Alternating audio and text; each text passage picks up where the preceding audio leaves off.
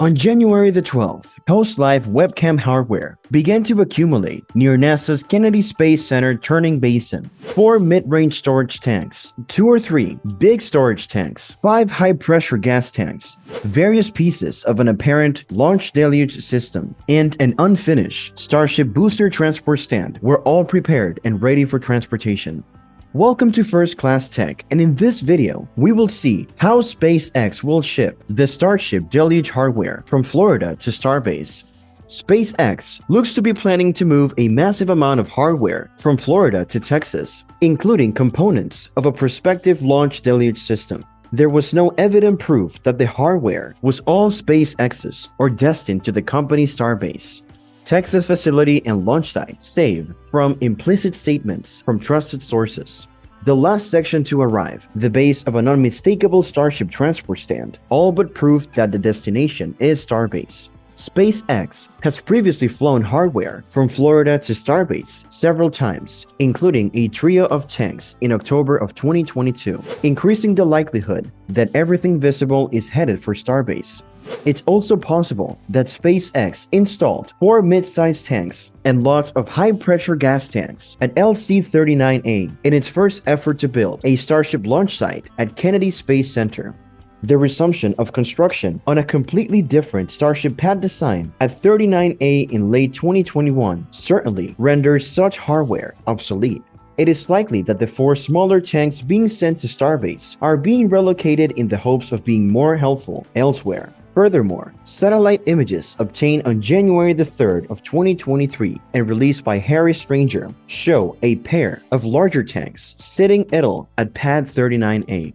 Finally, the consignment is certainly SpaceX gear heading for Starbase, Texas. The shipment's most intriguing feature is a collection of massive metal tubes.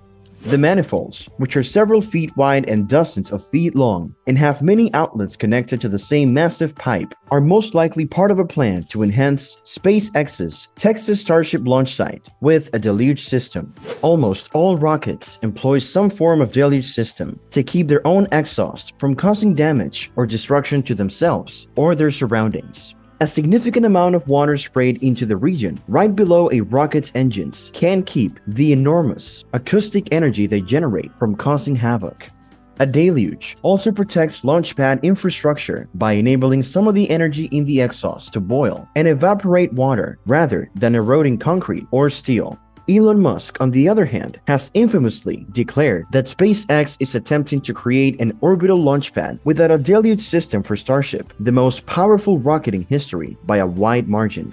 That went about as well as one would expect. Even Starship, which has roughly 18% the force of Super Heavy, has repeatedly burned the concrete beneath its test stand, causing molten debris to spread thousands of feet and igniting large brush fires in a nature reserve. SpaceX must painstakingly remove and repair all of the concrete beneath the test stand after each 6-engine Starship static fire. The issue is magnified at Starbase's orbital launch platform, where SpaceX has commenced Super Heavy booster static fire testing despite allegedly employing costly high-temperature concrete. SpaceX has had to rebuild the concrete under the OLM after nearly every Super Heavy static fire, a procedure that takes a week or two. For the time being, Starbase's environmental permit allows for only 5 orbital launches each year, rendering long post-launch repairs somewhat insignificant.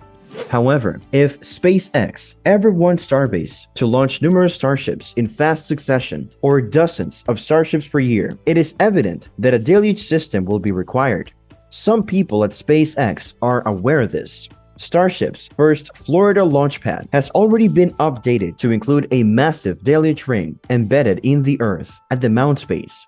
Aside from the unusual design, the structure is large enough to be a high-flow deluge system capable of spraying thousands of gallons of water per second. 3 months later, SpaceX looks to be prepared to ship from Florida to Starbase 2 massive deluge manifolds and some deluge tubing. If SpaceX intends to convert Starbase's existing orbital launch site with a massive deluge system, the process will most certainly take months and render the pad inoperable from beginning to end. By the way, if you're watching us for the first time, make sure to hit that subscribe button and turn on notifications so you can enjoy our future videos while getting updated. Now coming back to the topic, SpaceX may be prepping Starship S-24 and Super Heavy Booster 7 for their potentially near orbital launch debut, but the rest of the company's Starship factory isn't idle. The factory's laser focus on meticulously testing Ship 24 and Booster 7 may have hampered the factory's efficacy, but it has continued to build new ships and boosters.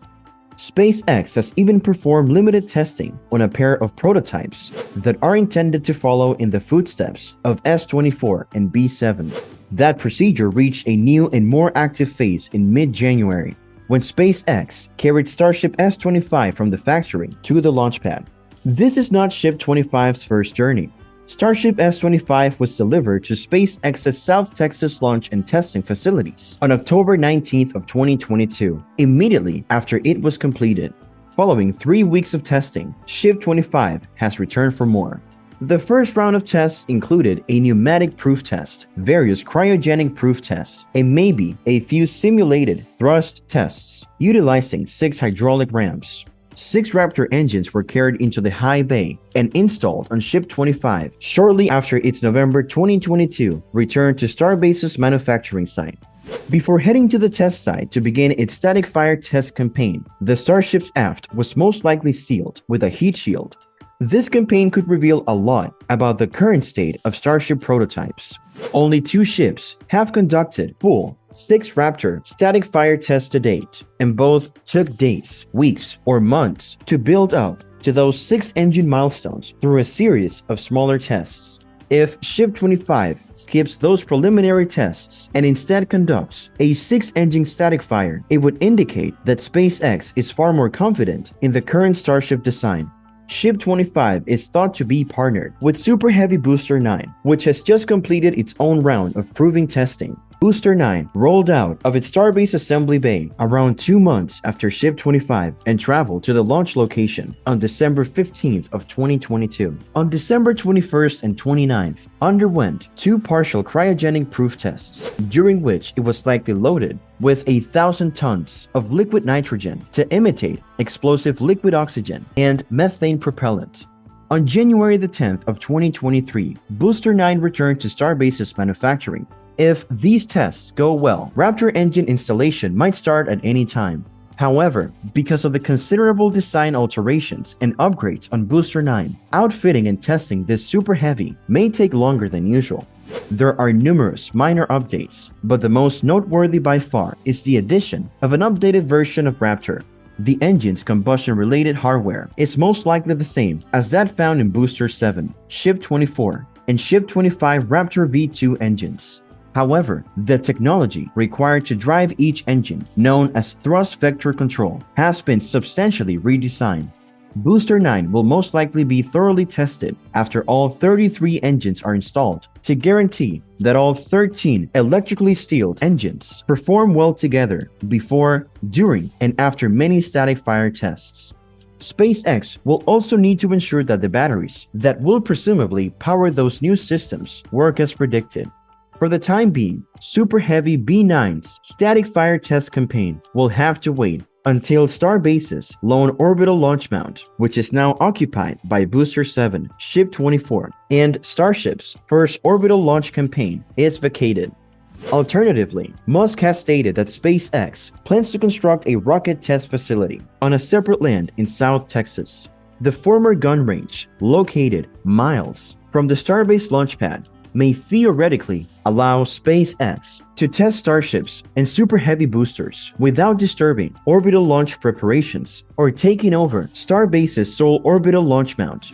It is possible that the same location, which is now utilized for storage and restricted Starship tank testing, already houses some smaller components of a prospective Starbase deluge system.